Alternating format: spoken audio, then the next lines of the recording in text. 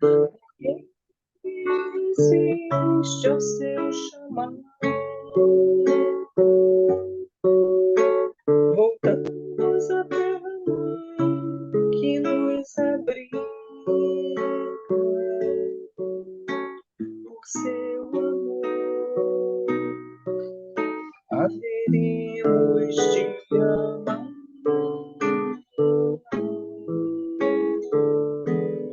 E ao final da luta, ele haverá de estar nos esperando. E erguerá a voz ao Pai no hino. E então dirá: eis os teus filhos, enfim, em paz. Então viemos, porque ninguém resiste ao seu chamado. Porque ninguém resiste ao seu chamado.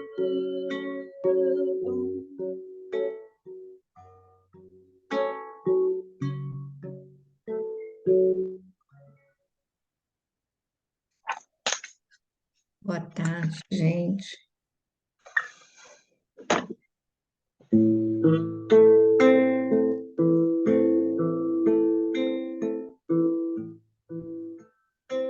Ele veio quando a vida nos dando. Tinha um olhar quente e profundo e solene tinha voz. Ele veio, mãos vazias, desarmadas, nem escudos, nem espadas, só amor por todos nós.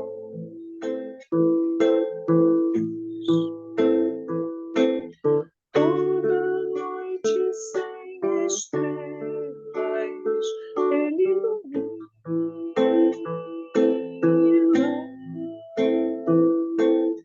E as nuvens mais escuras, ele desfaz. Ele veio e agitou a nossa alma e tirou a nossa calma, mas nos trouxe a sua paz, mas nos trouxe a sua paz.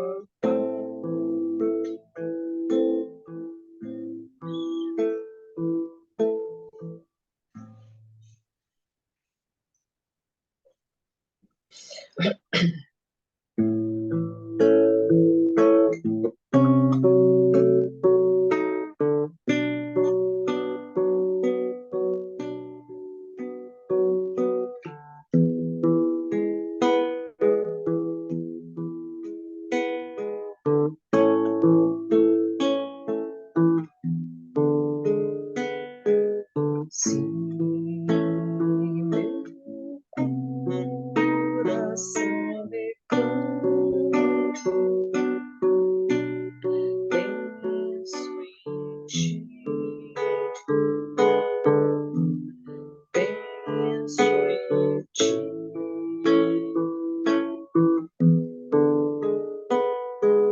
Sim, meus olhos são tristonhos, penso em ti. Na minha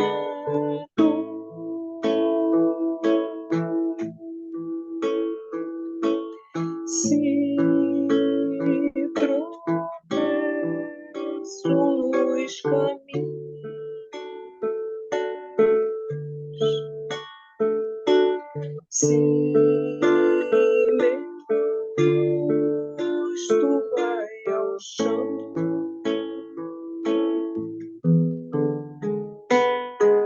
Sim, minha alma é noite escura. Penso em ti, meu Senhor.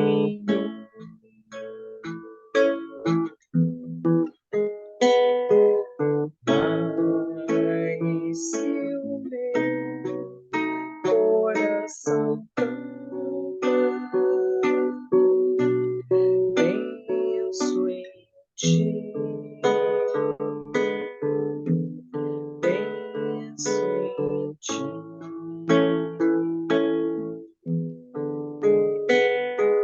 Sim, meus olhos são bisonhos, penso em ti, na minha paz.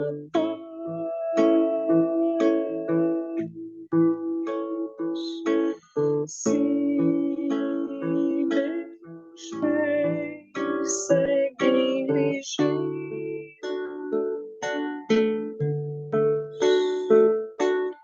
pelos caminhos do amor.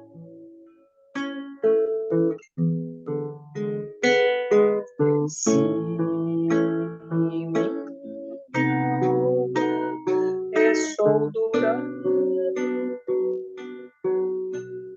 penso em ti, meu Senhor.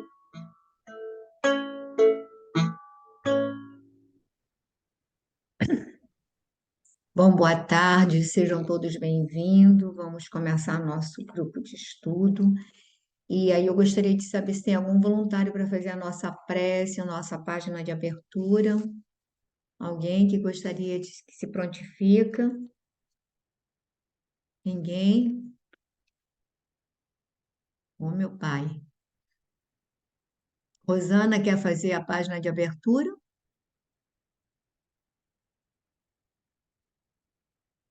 Posso fazer? É o capítulo 151, a prece primeira. Uhum.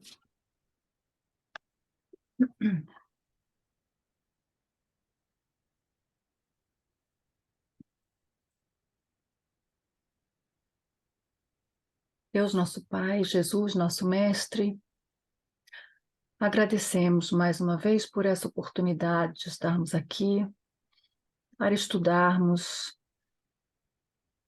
os ensinamentos que foram trazidos por aqueles benfeitores do plano espiritual, através de amigos abnegados do nosso plano terrestre.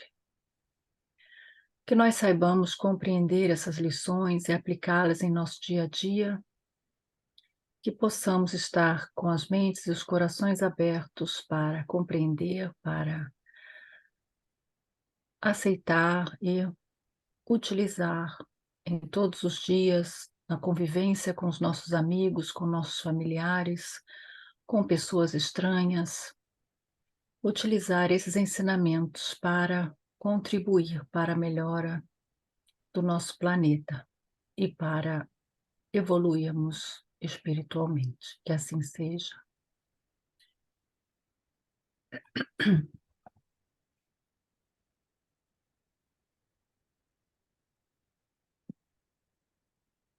Cento e 151, né? Isso. Uhum. Ninguém se retira.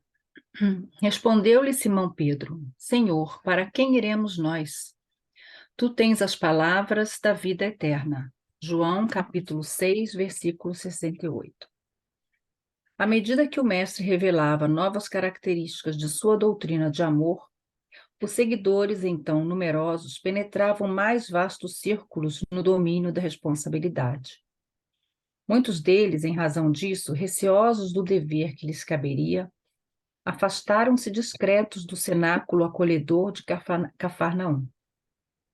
O Cristo, entretanto, consciente das obrigações de ordem divina, longe de violar os princípios da liberdade, reuniu a pequena assembleia que restava e interrogou aos discípulos: Também vós quereis retirar-vos? Foi nessa circunstância que Pedro emitiu a resposta sábia, para sempre gravada no edifício cristão. Realmente, quem começa o serviço de espiritualidade superior com Jesus, jamais sentirá emoções idênticas à distância dele. A sublime experiência, por vezes, pode ser interrompida, mas nunca aniquilada. Compelido em várias ocasiões por impositivos da zona física, o companheiro do Evangelho sofrerá acidentes espirituais, submetendo-se a ligeiro estacionamento, contudo, não perderá definitivamente o caminho. Quem comunga efetivamente no banquete da revelação cristã, em tempo algum olvidará o mestre amoroso que lhe endereçou o convite.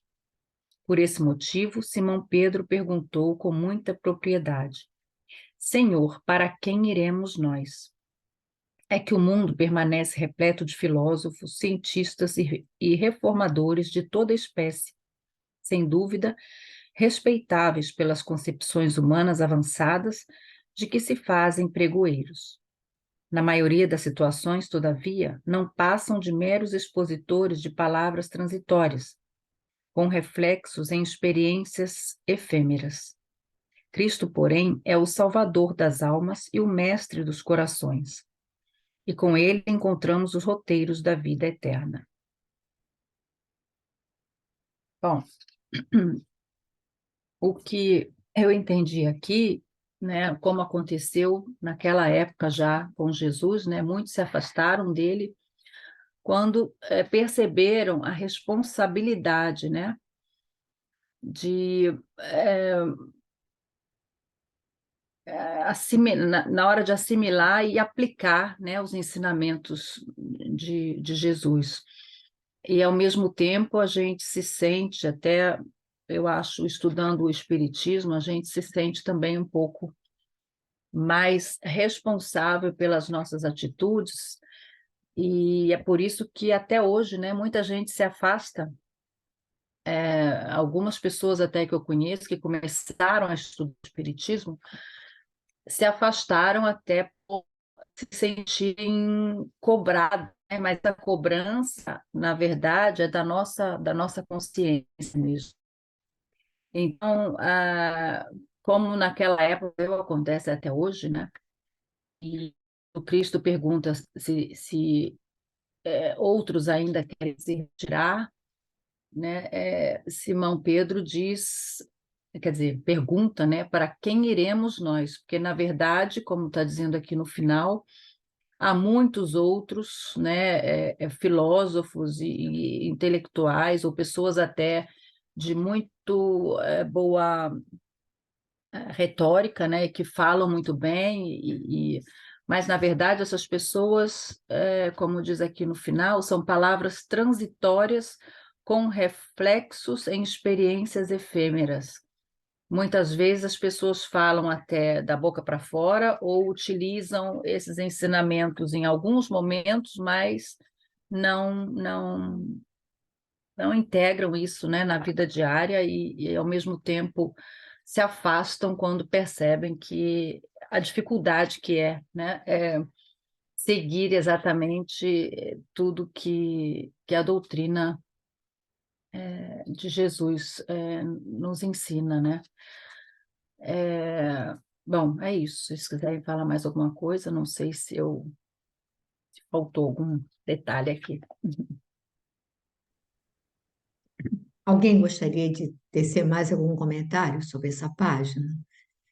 Tem uma página em que Emmanuel fala que o fato de nós ignorarmos, digamos, uma lei, não nos, digamos assim, nos poupa de sofrer as consequências do mau uso. Então, por exemplo, a criança, ela pode brincar com fogo, por exemplo, e acabar se queimando. Aí você vai dizer, mas a criança não tem noção da gravidade, não é? Mas o fato dela não ter noção da gravidade daquela brincadeira não a isenta das consequências daquele uso da brincadeira. Ou seja, o fato da gente não querer nos olhar no espelho, o fato de não querermos, no grupo de Nosso Lar 2, uma pessoa, a gente estava fazendo umas reflexões, né, do próprio estudo, aí a pessoa falou assim, nossa, dá até medo, era melhor, a Meire mesmo, em alguns momentos tem dizendo assim, é melhor quando a gente não sabia, porque você se sente, não é? Se sente menos cobrada. Mas o fato de não saber não nos isenta das consequências do mau uso das nossas atitudes equivocadas. O único problema é que, digamos assim, você pode ficar mais atento, vai te dar condições de você poder caminhar com mais segurança, enfim. Mas às vezes a gente não quer saber da responsabilidade. Então a gente não quer abraçar, porque se abraçar, a responsabilidade grita mais. Fala, Glorinha.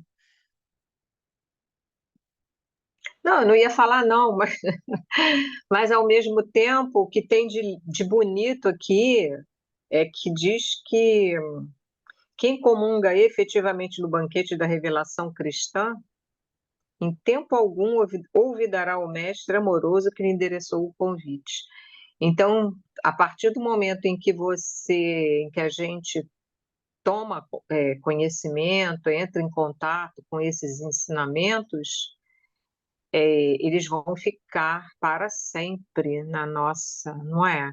Agora, se a gente vai conseguir ou não fazer disso um instrumento para a nossa evolução, aí vai ser um problema realmente, né, nas nossas responsabilidades, como vocês falaram. Mas eu acho que o lindo aqui é isso mesmo. Você toma contato, você não esquece mais, né? E eu espero, né, que como Pedro, né, a gente tenha essa reflexão também, né? Para onde a gente vai sem você, né? Para onde nós iremos sem esse Cristo, né? É a pergunta, né? Eu acho que fica muito difícil a vida, não é? Eu fico imaginando nos momentos assim cruciais da existência, na perda das pessoas que a gente ama, no enfrentamento de determinadas dores mais agudas. O que será? Eu fico imaginando como é, digamos assim, dolorosa e fica pesada a pessoa que não acredita, não tem essa convicção, né, nesse Cristo, nessa sua doutrina, na concepção da reencarnação, na justiça divina. Acho que fica muito difícil mesmo, não é? Muito difícil. Bom, alguém mais É, quer falar alguma coisa? Dinorá chegou agora, Brigitte? Não? você falou aí nesse ser difícil, né, de superar dificuldades, né, para quem não acredita. Mas aqui eu estou rodeada, né, de gente que não acredita realmente e os argumentos são esses. A gente, na verdade, a gente só acredita para poder se consolar, porque é um consolo isso, né? Então eles acham que isso é só uma. A gente fica querendo se enganar, acreditando para poder se sentir melhor. Então eles continuam não acreditando porque acham que isso é só um consolo para você se sentir melhor. Então é difícil, né? É Então, muito é difícil. porque um grande filósofo também desses aí, russos, eu acho, ele dizia que a religião era o ópio do povo, era o ópio. Então, muita gente continua mantendo esse conceito de que, olha, é importante que eles tenham, que eles se acalmam, se aquietam, se conformam. Então, a religião é o ópio do povo. Mas deixa estar, cada um na sua, eles só vão sofrer mais, né? E dizer, porque você, na hora que você entende a causa do sofrimento, fica mais fácil de conviver com ele, de superá-lo, né? na hora que você tem um Mas, ao entendimento. mesmo tempo, a visão, o materialista, a visão materialista, né, que acha que isso é só um consolo, também procura um monte de coisas para se consolar, né? Aí a gente se consola, vai se consolar em entorpecentes, não é? Vai fazer outras buscas que não vão nos levar a lugar nenhum, né? Então, também é uma forma vazia de buscar o consolo para aguentar a realidade, né? Porque a gente vive num mundo, como a gente vive num mundo de provas e expiações, e é uma dureza realmente, né? Às vezes a gente encarar certas coisas, né? A gente acaba buscando, quem não busca esse caminho, né? Faz essa busca através, né, do Cristo, ou seja, do ensinamento que for, né? Não a religião, a religiosidade, como a gente aprende, né, na doutrina, com certeza vai se consolar em outras esferas, né, em outras buscas, né, que muitas vezes também não vão dar resposta nenhuma às nossas indagações, né, às nossas dores até, às nossas dores. Então a gente vai afogar as nossas angústias em coisas piores, né? É, É isso é, que eles não conseguem ver também, né? nem todos, viu? Pelo que eu posso observar, né? Alguns acham que é assim e pronto, e aguentam e acabou. A vida é essa e, né? Quando acabar, acabou. Pronto. Não buscam consolo em lugar nenhum, não. É difícil, mas eu acho que o consolo para eles é só esse mesmo. É assim e pronto, tem que aceitar, né? Então, Mas, Rosana, cada tem vários tipos. eu sei, mas de qualquer maneira, uma coisa é ele aceitar que morre e acabou, outra coisa, na hora que você perde um filho querido, na hora que você perde o companheiro de ideal, na hora que você. Aí a coisa muda de figura. Aí só Deus sabe o que que a pessoa enfrenta, né, no calado da noite, digamos assim, na solidão do seu lar, o que que cada um enfrenta. E aí a gente vê também, digamos, o consumo do alcoolismo que às vezes é natural essas pessoas ficarem tomando alcoólicos durante a semana, não é? Tranquilamente, a gente vê isso, até você vendo filmes e tudo, você vê o hábito realmente que acaba sendo uma maneira de. Então, é o que a Glorinha falou, você vai se entorpecer, porque tem horas que o ser humano tem que ser muito forte para aguentar todos os trancos, todas as dores, manter o bom ânimo e vamos em frente. Isso aí a gente vê nos heróis aí que eles colocam aí no que enfrenta tudo, tudo vai. Mas nós, a gente, não é? Tem hora que você vai cambaleando. Então, se você tem alguma coisa que te sustenta, por exemplo, para mim, a religião não é ópio. Para mim, é essência. Eu preciso. Hoje, eu não sei o que seria de mim sem o entendimento que essa doutrina oferece.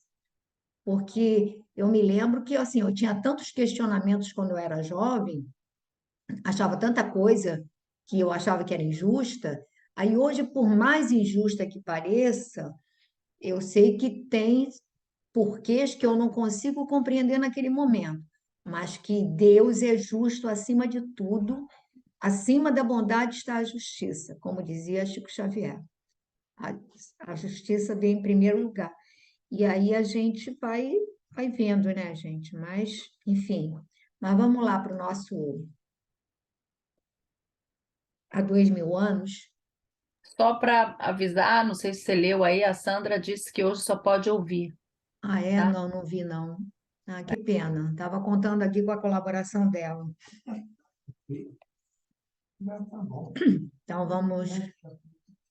Então vamos lá começar a nossa leitura.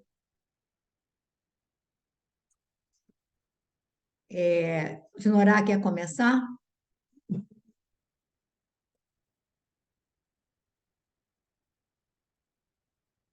Está escutando? Tô sim. Então, é, continuando, né?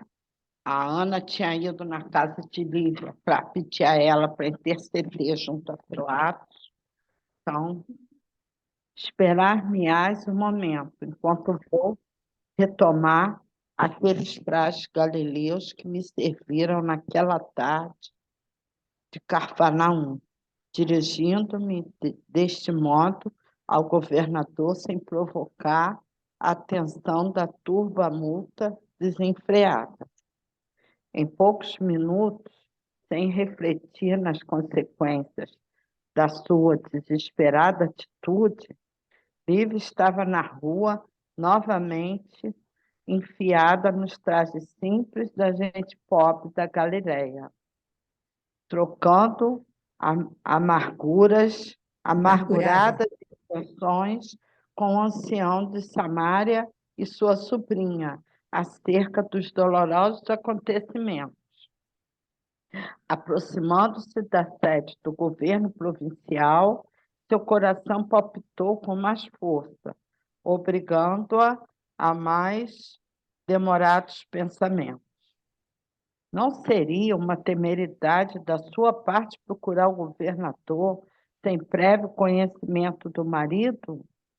Mas tudo não fizera ela em vão para aproximar-se do esposo, arredio e irritado, de maneira a reerguer sua antiga confiança. E Pilatos, na sua imaginação, guardava ainda os pormenores das amargas comoções daquela noite em que lhe fora ele mais franco quanto aos sentimentos inconfessáveis que a sua figura de mulher lhe havia inspirado. Continua? Acho que Lívia, esse... pode continuar Pode só mais um pouquinho de Norá, porque é mais tá. dissertativo. Lívia hesitou ao penetrar num dos ângulos da grande praça, agora adormecida por um sol causticante de brasas vivas.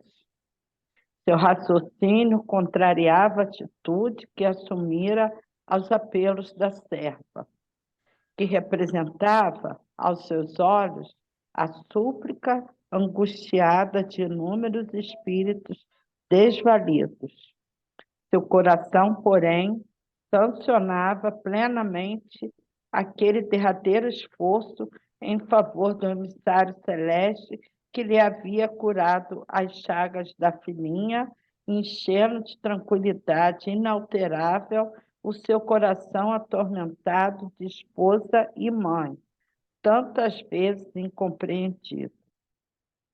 Além disso, nesse conflito interior da razão e do sentimento, este último lhe fazia lembrar que Jesus, nas margens do lago, lhe falara de amargurados sacrifícios pela sua grande causa, e não seria aquela hora sagrada da gratidão, de sua fé ardente, do seu testemunho de reconhecimento? Aliviada pela íntima satisfação do cumprimento do carinhoso dever, avançou então, desassombradamente, deixando os dois companheiros à sua espera, num dos largos recantos da praça, enquanto procurava ganhar as adjacências do edifício com um ligeiro desembaraço. Comentar, Dinora? Então, ela foi, mas ela mesmo, no momento, ela ficou em dúvida, né? Se aquilo que ela estava fazendo era o que ela deveria fazer, porque aí a cabeça dela ficou envolvida com várias dúvidas, várias, né? Ela refletiu sobre muita coisa e depois ela achou que era aquilo mesmo que ela tinha que fazer. E você comenta melhor que eu. Não, é só para a gente dar uma reforçada da posição, quer dizer, mulher nenhuma deveria sair de casa naquela época sem o consentimento do marido, ainda mais para ir lá ao palácio visitar Pilatos. Ela coloca novamente a roupa de simples, né, das pessoas pobres da Galileia, que o marido já tinha criado o maior caso quando ela coloca aquela roupa para ir ver Jesus. Ele não interpreta aquilo bem, não entende bem, mas ela entendeu que ela saindo vestida de romana, no alvoroço que estava a cidade, aquilo poderia provocar, digamos assim, despertar mais A Jaira, né? assim, as pessoas poderiam notar mais, criar situações mais complicadas. E aí, ela pensando, ela mesmo diz assim: não seria uma temeridade de sua parte procurar o governador sem o prévio conhecimento do marido? Aí ela pensa que ela tentou se aproximar dele, tentou pedir por ele desde a manhã, e ele sai, não havia voltado, enfim. E aí o que é importante é que mesmo, quer dizer, o seu raciocínio, ou seja, a sua razão, contrariava as suas atitudes. Quer dizer, Sua- a razão dizia que ela não devia, mas o sentimento ela coloca assim, o que ela devia,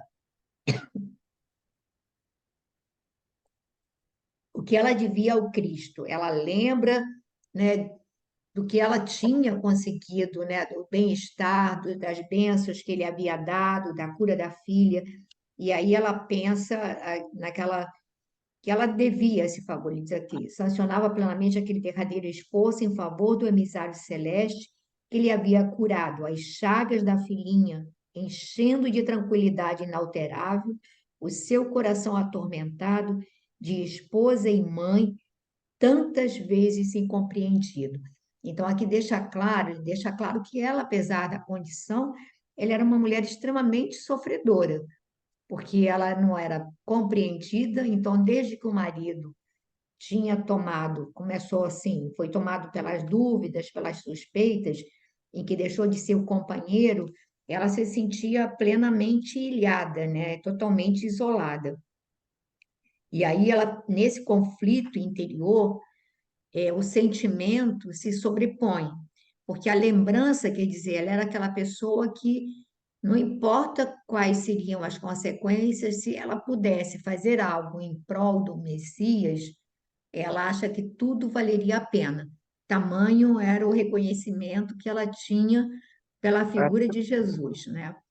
Então, aqui ele diz assim, ela este último lhe fazia lembrar que Jesus, nas margens do lago, lhe falara de amargurados sacrifícios pela sua grande causa. Jesus havia falado isso para ela, né? Que ela enfrentaria grandes sacrifícios em prol da causa. E aí ela pensa se não seria a hora sagrada da gratidão que ela tinha que testemunhar, da sua fé ardente, do seu testemunho de reconhecimento. Então, ela pensa e ela acha que, olha, não importa o que eu enfrente, não importa o que venha depois, eu preciso fazer isso. Era uma questão de consciência. Gente, o tamanho devotamento dela a Jesus era algo tão profundo que ela se colocava na condição dos apóstolos, não dos apóstolos daquele momento. Os apóstolos daquele momento ainda não tinham a fortaleza para enfrentar, tanto que eles recuaram, eles fugiram daquele momento, mas ela tinha já a fortaleza que os apóstolos teriam depois do Pentecostes, depois da vinda de Jesus, da ressurreição. Ela já apresentava essa resistência. Por isso que eu digo que, para mim, Lívia, ela vem dessa esfera crística, como Abigail, como Estevão, eles vêm dessa região dos espíritos mais sublimes, né? E aí a gente vai vendo aqui como as coisas vão se desenrolar e no que vão culminar, né? Alguém gostaria de tecer mais algum comentário desse trecho? E lendo esse pedacinho, eu lembrei logo da página, né, que a gente leu, quando Jesus pergunta para os discípulos se eles iam se retirar também, né? Então, é o que a página fala: você tem o contato, cresce a responsabilidade, e aí muitos se afastam porque não querem o sacrifício, né? Não queremos o sacrifício. E ela enfrentou, né? Ela aceitou enfrentar, apesar de toda a dificuldade que isso traria para ela, né? A vida pessoal. Com certeza, com certeza. Mas alguém gostaria de tecer algum comentário? Não? Ana, sua internet está boa? Quer ler um pouco? Tá travando de vez em quando. Bom, se travar, a gente continua. Tá bom. Batia-lhe o coração descompassadamente. Como encontrar o governador da Judéia àquela hora? Um sol ardente concentrava em tudo calor intolerável e sufocante. O cortejo em demanda do Gólgota partia havia quase uma hora, e o palácio parecia agora mergulhado numa atmosfera de silêncio e de sono, após as penosas confusões daquele dia. Apenas alguns centuriões mostravam guarda montavam guarda ao edifício, e quando Lívia alcançou menor distância das portas principais de acesso ao interior, eis que se lhe depara a figura de Sulpício, a que viu com o máximo de confiança e de inocência, pedindo-lhe o obséquio de solicitar uma audiência privada e imediata ao governador, em seu nome, a fim de falar-lhe quanto à dolorosa situação de Jesus de Nazaré. O mirou-a de alto a baixo com o olhar de lascívia e cupidez que lhe eram características, e crendo piamente nas relações ilícitas daquela mulher como o procurador da Judéia, em virtude de suas observações pessoais, por coincidência que se lhe figuravam a realidade perfeita daquela suposta prevaricação, presumiu, naquele ato insólito, não um motivo apresentado que lhe pareceu ótimo pretexto para afastar quaisquer desconfiança, mas o objetivo de se encontrar com o homem de suas preferências, criatura ignóbil, de que se utilizava o governador para instrumento de suas paixões maldignas.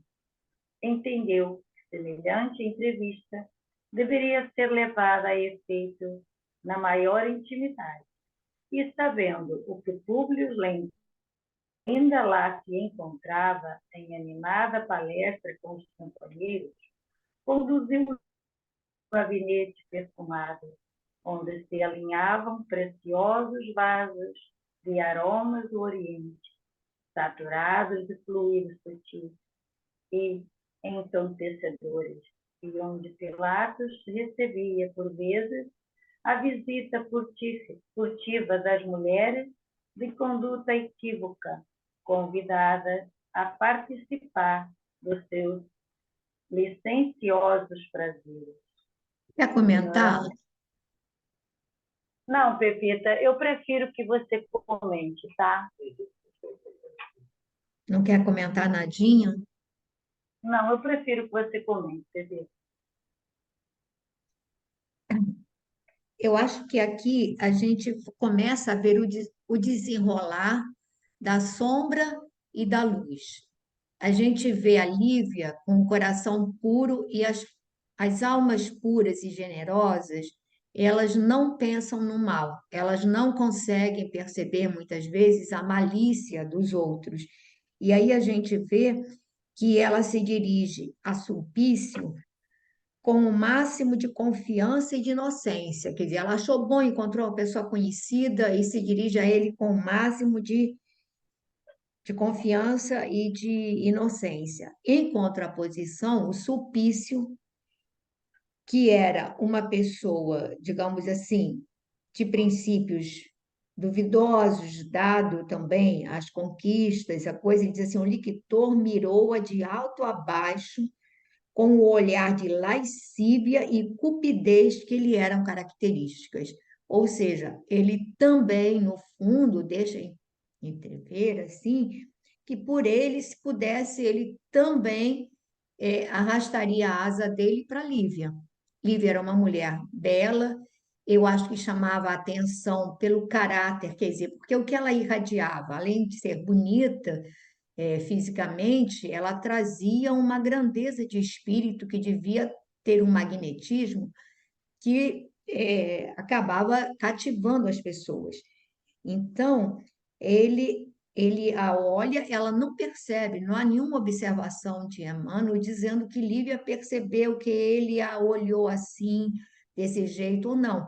Ela vai cheia de confiança e de inocência, e ele a mira com esse olhar de lascívia e cupidez, ou seja, ainda já com esse tipo. E aí a gente vai ver que ele era uma espécie de secretário do governador, que o governador também era um homem dado a aventuras, então eles acabam achando que todo mundo, de uma certa maneira, eles avaliam os outros por aquilo que eles realmente são, né?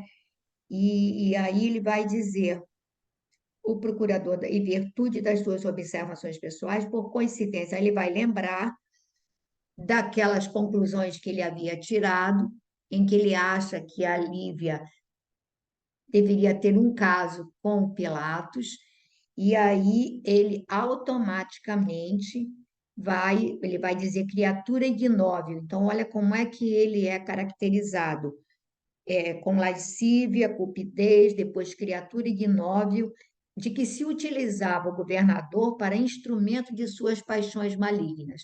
Ou seja, o próprio Pilatos recorria aos favores dele para conseguir as conquistas, né? Assim, o sucesso nas suas investidas amorosas.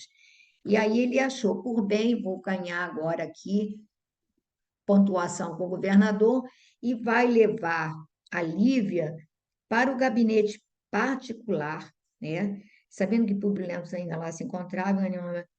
Conduziu Lívia a um gabinete perfumado, onde se alinhavam preciosos vasos de aromas do Oriente, saturado de fluidos sutis e entontecedores, onde Pilatos, quer dizer, esse gabinete era usado para as entrevistas amorosas de Pilatos.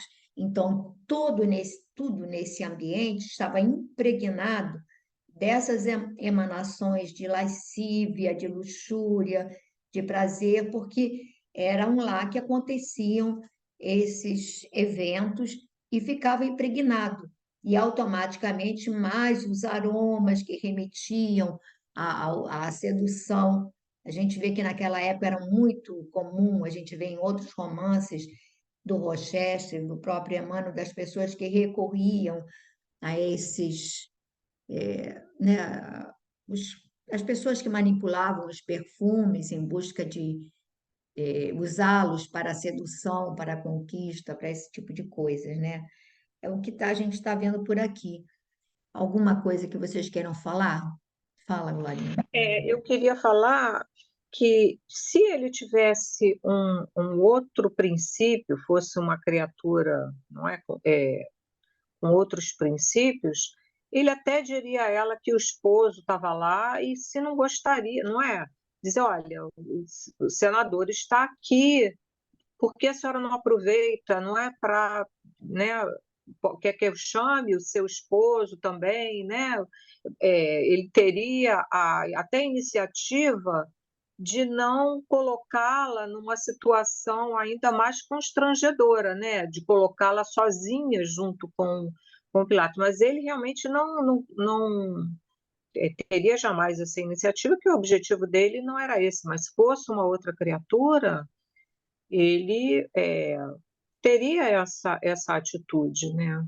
Mas ele deixa claro, né, Glória, que ele também avaliava tudo por esse prisma de, digamos assim, Então, das exatamente. conquistas, da Se ele não sedução. tivesse, né, se ele não fosse essa pessoa mal intencionada, e a intenção dele era quanto mais comprometê-la, melhor, né? Mas, né, teria livrado ela do constrangimento de estar sozinho com ele, né? Aí, agora você falando isso, me lembrei que a gente não pode esquecer que esse nosso Sulpício, ele ele que faz o primeiro relato que Lívia ouve sobre Jesus e o faz com tamanha empolgação que tanto ela como a filhinha, ficam extremamente, toda aquela plateia fica embevecida. E aí o que é de estranhar, o próprio Pilatos diz que é de estranhar que um homem, se ele não o conhecesse, para ele estar fazendo aqueles relatos. Então, o que significa é que ele, ouvindo os relatos de Jesus, ele dizia que sempre que ele podia, ele parava para ouvir as prédicas, não é? E ele até oferece a Públio Lentulus na época, se ele quisesse, que ele levaria, etc. e tal. E aí, na página inicial, a gente diz que mesmo, né, quando Jesus faz o convite, a gente pode até, digamos assim, rechaçar aquele convite naquela hora, podemos deixar, mas isso vai ficar guardado nesse espírito. Gente, ele teve a dádiva de assistir várias prédicas do Cristo, gente, do Cristo, e estão arquivadas na sua consciência.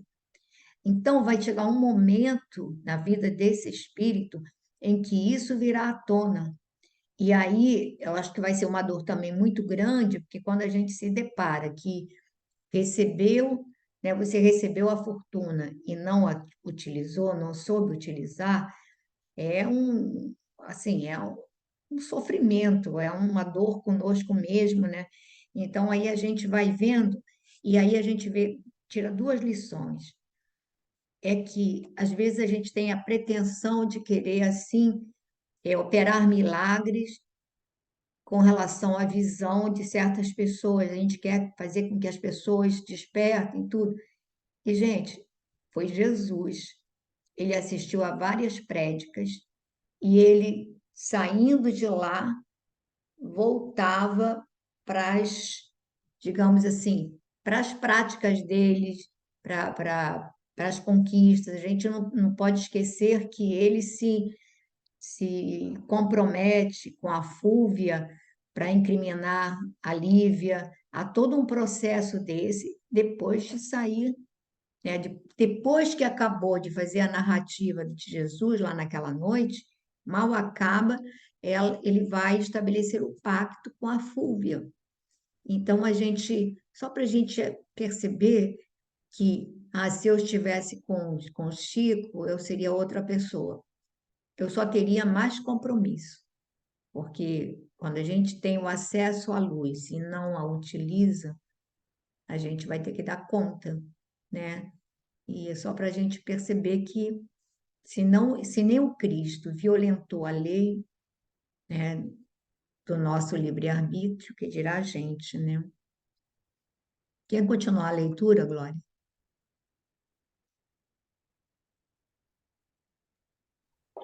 Continua. Ignorando por completo o mecanismo de circunstâncias que a conduziam a uma penosíssima situação, Lívia acompanhou o lictor ao gabinete aludido, onde, embora estranhando a suntuosidade extravagante do ambiente, se demorou alguns minutos a sós, aguardando ansiosamente o instante de implorar de viva voz ao procurador da Judéia a sua prestigiosa interferência a favor do generoso Messias de Nazaré. Nem ela nem Sulpício, todavia, chegaram a perceber que uns olhos perscrutadores os acompanharam com profundo interesse, desde o exterior do edifício ao gabinete privado a que nos referimos. Era Fúvia, que, conhecendo semelhante apartamento do palácio, surpreendera a esposa do senador, sob disfarce daquela túnica humilde da vida rural, enchendo-se-lhe o coração de pavorosos ciúmes ao verificar aquela visita inesperada.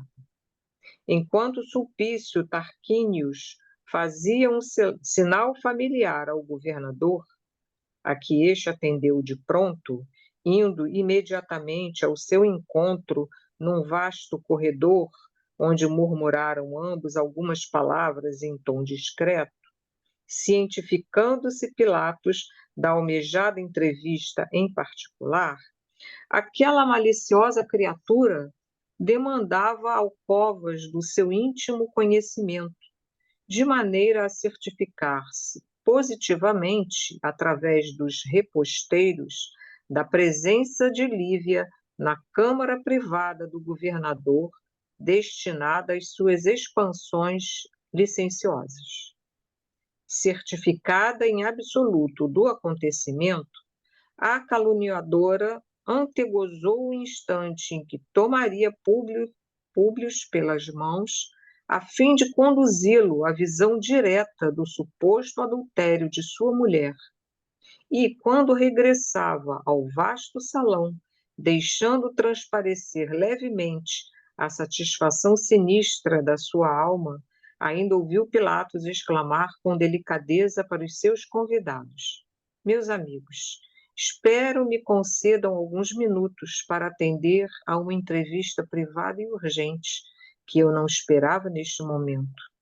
Acredito que, consumada a condenação do Messias de Nazaré, batem já a estas portas os que não tiveram coragem para defendê-lo publicamente no momento oportuno.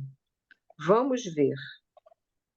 E, retirando-se com o assentimento unânime dos presentes, o governador atingia o gabinete reservado, onde, eminentemente surpreendido, encontrou o vulto nobre de Lívia, mais bela e mais sedutora naqueles trajes despretensiosos e simples, e que lhe falou nestes termos: Senhor governador, embora sem o consentimento prévio de meu marido, resolvi chegar até aqui, em virtude da urgência do assunto, a suplicar o vosso amparo político para a absolvição do profeta de Nazaré. Homem humilde, bom, caridoso e justo, que mal teria praticado para morrer assim, de morte aviltante, entre dois ladrões. É por isso que, conhecendo-o pessoalmente e tendo-o na conta de um inspirado do céu, ouso invocar as vossas elevadas qualidades de homem público em favor do acusado. Quer dar uma paradinha, Glória? Depois aí continua. Pois é.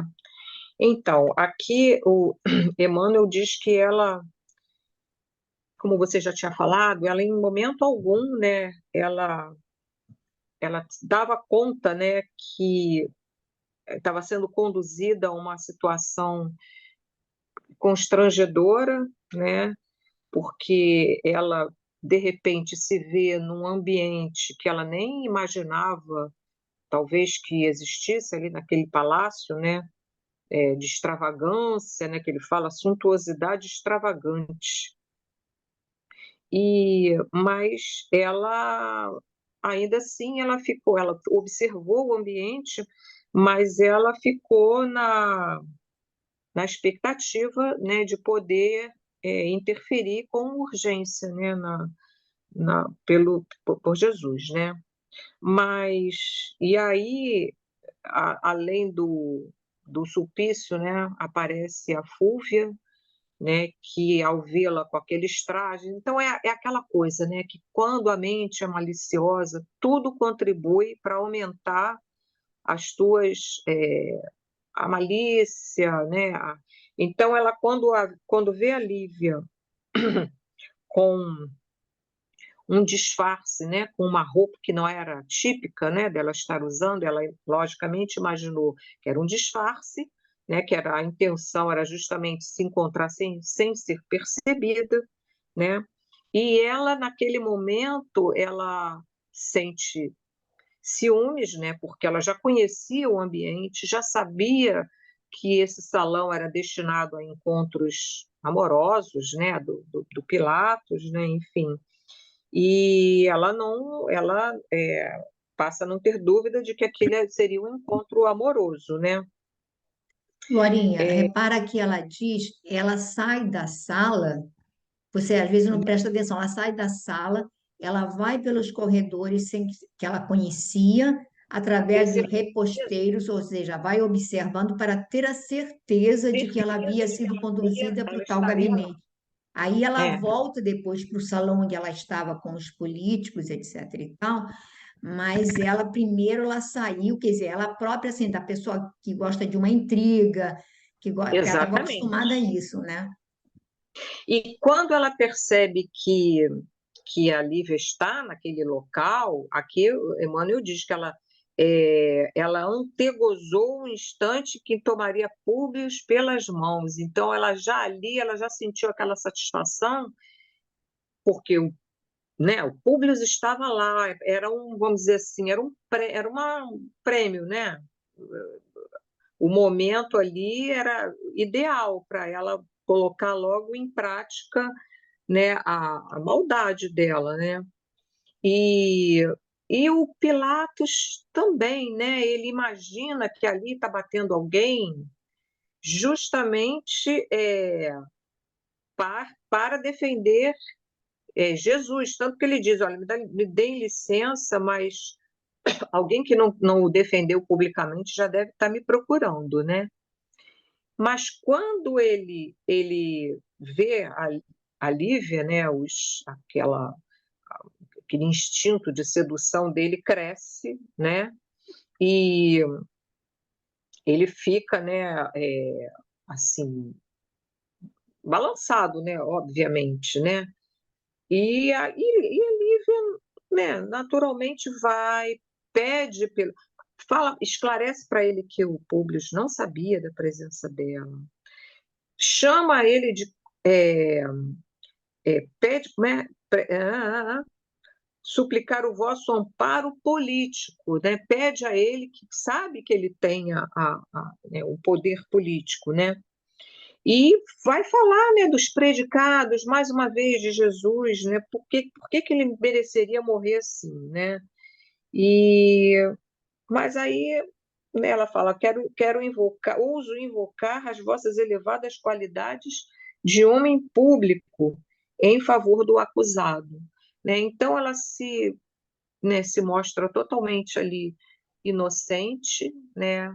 Mas ele não vai perder a oportunidade ali daquele momento também. Alguém gostaria de tecer mais algum comentário a respeito? Não? A gente vê assim, a malícia, ela automaticamente vai vislumbrando sempre as situações, digamos assim, complicadas e vai vendo sempre, digamos assim, possibilidades, né, os artifícios, porque ela era uma mulher dada a esse tipo de aventuras. E na realidade, você pergunta, por que esse ódio surdo que ela tinha de Lívia desde que viu a Lívia? Exatamente porque enquanto ela era a sombra, a Lívia era a luz. E a Lívia, bela, né, e viu que Pilatos, com quem ela tinha lá seus envolvimentos, se quedou de amores, né, por Lívia, exatamente pelo fato dela ser assim uma pessoa com valores tão definidos, tão elevados e tudo. E então, a Fúvia ficava incomodada com a virtude, não só com a beleza, mas com a virtude de Lívia. Então, provar que a Lívia havia também caído, né, nessa prevaricação era para ela um triunfo. Tá vendo? Me acusa, mas ela, tá vendo? Então era um triunfo e ela queria, porque queria provar que a Lívia não era aquilo que ela era de fato, né? Era, era bem coisa. Solange ainda não leu, quer ler um pouquinho, Solange?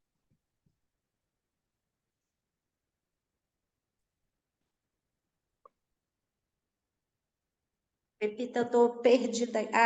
Sua voz era trêmula, não era? Que nós Isso, paramos? isso.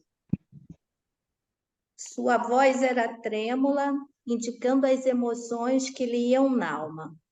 Senhora, respondeu Pilatos, fazendo o possível para sensibilizar e seduzir-lhe o coração com a fingida ternura de suas palavras. Tudo fiz para evitar a Jesus a morte no madeiro infamante. Vencendo todos os meus escrúpulos de homem de governo, mas, infelizmente, tudo está consumado. Nossa legislação foi vencida pelas iras da multidão delinquente nas explosões injustificadas do seu ódio incompreensível. Então, não é lícito esperarmos nenhuma providência mais a benefício desse homem caridoso e justo, condenado como vulgar malfeitor. Então, não é lícito esperarmos nenhuma providência mais a benefício deste homem caridoso e justo, condenado como vulgar malfeitor? Será ele, então, crucificado pelo crime de praticar a caridade e plantar a fé no coração dos seus semelhantes, que ainda não sabem adquirir por si próprios? Infelizmente, assim é, replicou Pilatos, contrafeito. Tudo fizemos a fim de evitar os desatinos da plebe amotinada, mas os meus escrúpulos não conseguiram vencer, sendo obrigado a confirmar a pena de Jesus a contragosto. Por um momento, entregou-se Lívia às suas meditações dolorosas, como se estivesse adquirindo a si mesma qualquer providência nova a adotar sem perda de um minuto. Quanto ao governador, depois de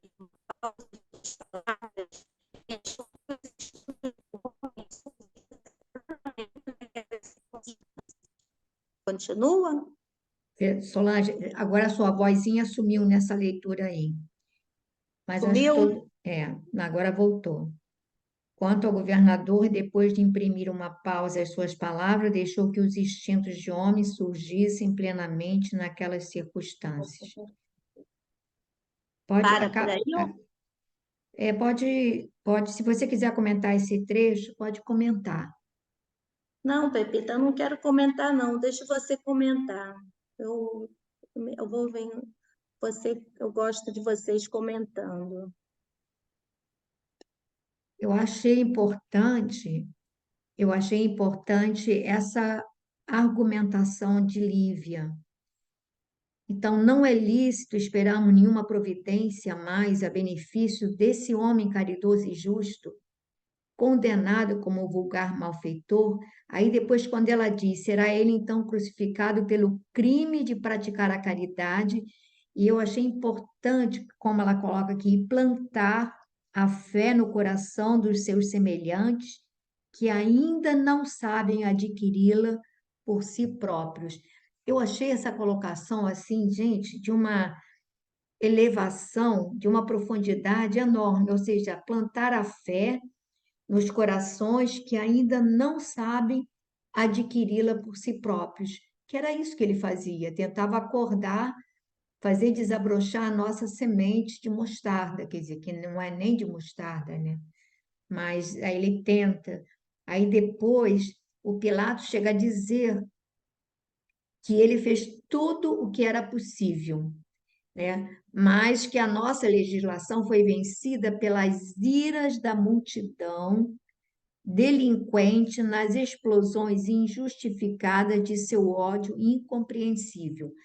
Até certo ponto, ele está certo, não que ele tenha se empenhado tanto quanto ele diz, mas que havia que a legislação foi suplantada pela ira daquele povo, ira despertada, né, pelos sacerdotes do Sinédrio, enfim. Aí depois ele, quando ela vai colocar, ele diz que infelizmente assim é e não temos o que fazer. Tudo fizemos a fim de evitar os desatinos da plebe amutinada. Aí ele vai dizer que os meus escrúpulos não conseguiram vencer, sendo obrigado a confirmar a pena de Jesus a contragosto. Essa fala dele, a gente sabe que não é exatamente a expressão da verdade, que ele tentou, mas não tentou muito. Ele, na medida que ele tinha que se expor, ou seja, comprar aquela briga, ele não quis comprar a briga, ele simplesmente tentou mostrar que ele não tinha nenhum, assim, que ele era um inocente e tudo mais, colocou Barrabás, propôs, mas nada que envolvesse a ele pessoalmente para poder defender a Jesus, né?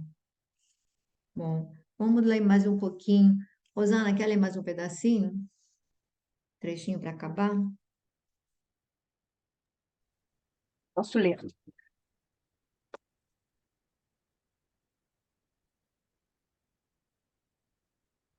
Aquele dia havia sido de lutas penosas e intensas. Singular abatimento físico lhe dominava os centros mais poderosos da força orgânica, mas diante dos seus olhos habituados à conquista e muitas vezes aos recursos da própria crueldade, estava aquela mulher que lhe resistira. Poderosa algema parecia imantá-lo a sua personalidade simples e carinhosa, e ele, mais que nunca, desejou possuí-la, tornando-a, como as outras, um instrumento de suas transitórias paixões. O ambiente, sobretudo, conturbava-lhe as fontes mais puras do raciocínio. Aquele gabinete era destinado exclusivamente às suas extravagâncias noturnas, e fluidos entontecedores pairavam em todos os seus escaninhos, embotando os mais nobres pensamentos. Via a mulher ambicionada perdida por alguns segundos em graciosas cismas diante de sua presença dominadora. Aquela graça simples, saturada de generosidade quase infantil e aliada aos olhos límpidos e profundos de Madonna do lar, obscureceu-lhe o cavalheirismo que por vezes aflorava no modo brusco das suas injustiças e crueldades de homem da vida particular e da vida pública. Avançando como tomado por força incoercível, exclamou inopinadamente, fazendo-lhe sentir o perigo da posição em que se colocara. Nobre Lívia, começou ele na inquietação de seus impuros pensamentos. Nunca mais olvidei aquela noite cheia de músicas e de estrelas em que vos revelei pela primeira vez a ardência do meu coração apaixonado. Esqueci por um momento esses judeus incompreensíveis e ouvi ainda uma vez a palavra sincera dos profundos sentimentos que me inspirastes com as vossas virtudes e peregrina beleza. Senhor, teve forças para exclamar a pobre senhora, procurando aliviar-se da afronta. No entanto, o governador, com a ousadia dos homens impetuosos, não teve outro gesto senão o de obedecer aos seus caprichos impulsivos, tomando-lhe as mãos atrevidamente. Lívia, todavia, movimentando todas as suas energias, alcançou recursos para se desvencilhar dos seus braços longos e fortes, redarguindo com energia. Para trás, senhor!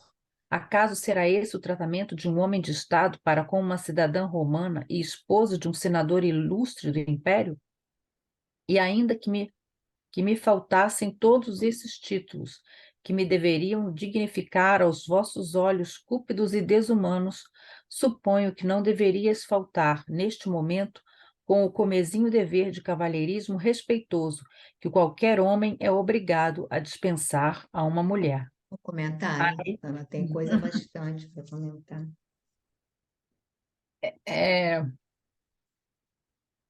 É incrível as palavras que ela acha, né? O discurso dela aqui foi para mim muito, muito assim, lúcido, né? No momento que ela estava ali totalmente desesperada e querendo livrar, né, Jesus da cruz, e ela acha as palavras certas para falar ali com ele. Bom, não tem muito, eu acho que não tem muito aí, você pode falar mais, Pepita, mas o que mostra, né, é o caráter dele, né, bem de homem conquistador, e mostra também que ele está bem interessado nela, né, que não é só uma coisa passageira, mas você pode dizer aí, Pepita. Não, eu começaria pelo primeiro parágrafo que você leu, quando ele diz assim: ele, diante de seus olhos habituados à conquista, não é? E aos recursos da própria crueldade, aí a palavra, sabe, da própria crueldade, estava aquela mulher que lhe resistira. Então, era uma coisa, era um desafio, não era só o que ele sentia por ela, mas havia o fato do desafio. Ele estava acostumado a conquistar e levar. Aí, poderosa algema parecia imantá-la sua personalidade simples e carinhosa. E aí, ele desejou, mais do que nunca, ele desejou possuí-la, tornando-a, como as outras, um instrumento de suas transitórias paixões. E aí a gente vê essa coisa mesmo do dominador, da pessoa no poder, não só no poder público, mas no poder afetivo nas conquistas que ele empreendia. E aí, mais uma vez, repara que Emmanuel já havia falado do ambiente lá atrás, quando ele apresenta esse espaço, esse gabinete. Mais uma vez, ele vai refalar, reforçando que o ambiente, sobretudo, conturbava-lhe as fontes mais puras do raciocínio. Se é que Pilatos, como todo ser, devia ter também alguns sentimentos nobres, né? Mas aquele ambiente onde ele estava acostumado a ter as suas aventuras, automaticamente o remetia para esse processo da caça, da aventura, da conquista, da posse. Então, aquele gabinete era destinado exclusivamente às suas extravagâncias noturnas, e fluidos entontecedores pairavam em todos os seus escaninhos, embotando os mais novos pensamentos. Olha a importância do que a gente faz com os espaços. Então, o espaço passa a ter as características dos seus usuários, né? Se aquele espaço vai ser um espaço destinado à prece, automaticamente vai ser um espaço imantado de energias pacificadoras, salutares. Se é um espaço, como aqui, destinado a aventuras, vai ter as características e vai remeter aquele espaço, automaticamente vai lembrar desses acontecimentos, vai nos remeter a essas situações. Se for um espaço onde as pessoas brigam constantemente ou onde tramam coisas, automaticamente aquele espaço vai estar imantado daquelas energias que vão estimular as pessoas que ali adentram os mesmos procedimentos, os mesmos sentimentos. E aí ele diz que ele olhava a mulher ambicionada e vê que ela está cismada, que ela está pensativa, e vai falar daquela graça simples, saturada de generosidade quase infantil, aliada aos olhos límpidos e profundos de Madonna do Lar. Olha, então a gente tem a cupidez, né, o abutre, e a gente tem a presa, a mulher, como ele chega a colocá-la como generosidade quase infantil, ou seja, a tamanha pureza dela, aliada aos olhos límpidos, ou seja, sem manchas, sem segundas intenções, e profundos de Madonna do Lar, uma pessoa que viveu para a virtude. Então, essa vontade de possuí-la e aquele ambiente obscureceu-lhe o cavalheirismo que, por vezes, aflorava de modo brusco, ou seja, em algum momento ele poderia ter atitudes mais dignas. Não era comum, mas às vezes tinha. Quer dizer, ele faz questão de dizer que, olha, havia sementes ali, mas naquele ambiente ele esquecia tudo e, e aí ele vai falar, aflorava de modo brusco das suas injustiças e crueldades de homem de vida particular e de vida pública. Então aqui ele faz um retrato assim da personalidade de Pilatos bem bem comprometido, né? Bem comprometido. E aí ele parte para atacar novamente, né? A Lívia vai, como a Rosana já falou, a gente tem que ver que Lívia, além da nobreza dela, ela trazia toda uma. Acredito que ela não estava sozinha. Acredito que se nós nunca estamos sozinhos, naquele momento crucial, ela também não estava sozinha. A gente vai ver nisso numa fala adiante, quando Pilatos não consegue consumar o que ele pretendia. E aí, quando ela diz, é, ele tenta segurá-la, né? Tenta, e aí ela o, o rechaça e o põe para trás. Aí ele vai dizer: acaso será esse o tratamento de um homem, e dá uma chamada nele, de um homem de Estado, com uma cidadã romana e esposa de um senador ilustre do império? Ou seja, meu marido está acima de você. Você está aqui tendo essa investida e está esquecendo que o meu marido tem uma condição superior à sua. E aí ela diz mais ainda: ainda que me faltassem esses títulos, mas ela coloca primeiro, olha, estou acima de você, mas ainda que me faltassem esses títulos,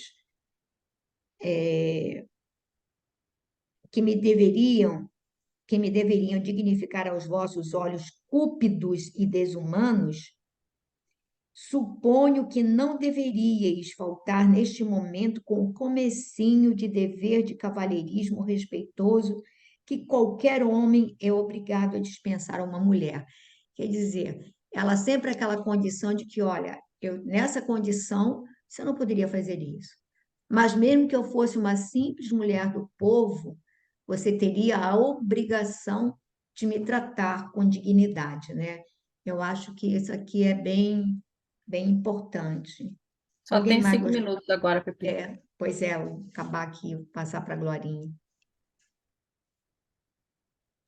Eu só queria falar aqui rapidinho, eu sei que o tempo acabou, mas lá no início, quando o Emmanuel fala que as lutas tinham sido penosas e intensas, aí ele fala: singular abatimento físico lhe dominava os centros mais poderosos da força orgânica.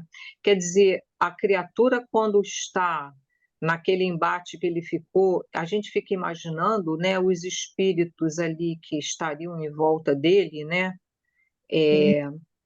né, provocando toda aquela. E como isso provoca, não é, um abatimento físico, as energias são, né, são sugadas, né, mesmo, né? E Emmanuel faz questão de mostrar isso, né? Mas apesar disso, ele não se abate com, com o instinto dele de garanhão. Mas essa sua colocação eu tinha visto isso também. É bem importante, porque mostra que ele estava assim, ele achava que aquele momento era um momento de ter uma compensação, né? A conquista de Lívia era uma compensação.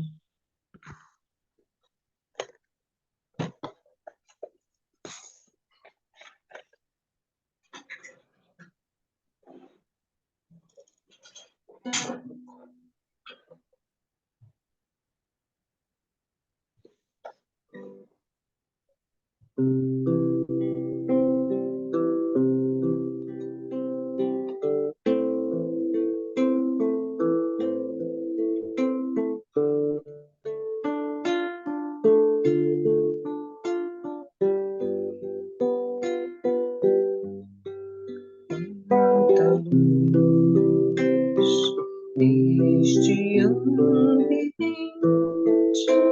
descendo sobre nós, vibrando em nossa mente, quanta luz quando assim cresce, uma alma cresce aos olhos de Jesus. Quanta luz pus em oração, a voz do Mestre fala ao nosso coração. Quanta luz descendo sobre nós, quanta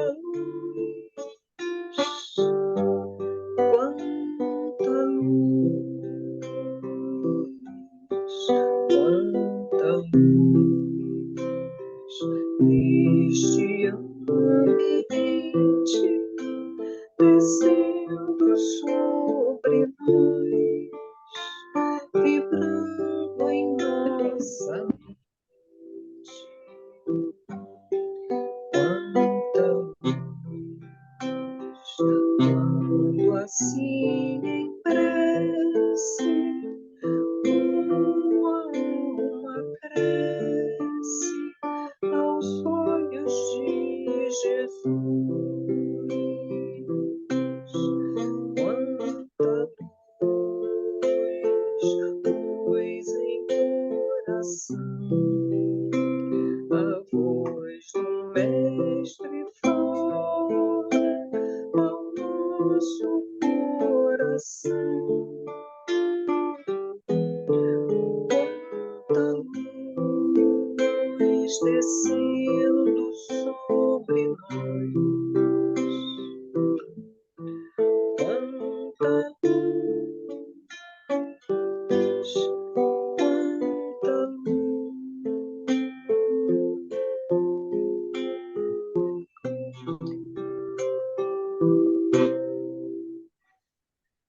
Então, nesse momento, Senhor, te agradecemos a oportunidade que nos reúne em teu nome para esses estudos. Te pedimos, Mestre, que abençoes os nossos lares, que abençoes a cada um aqui presente, aqueles que hoje não puderam comparecer.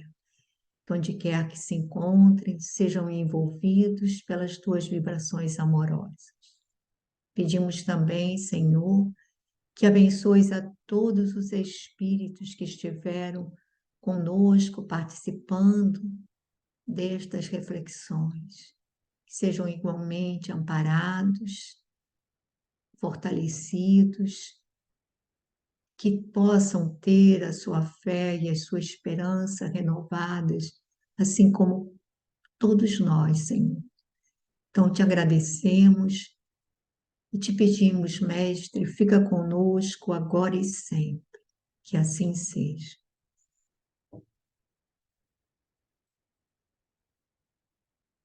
Cadê isso aqui?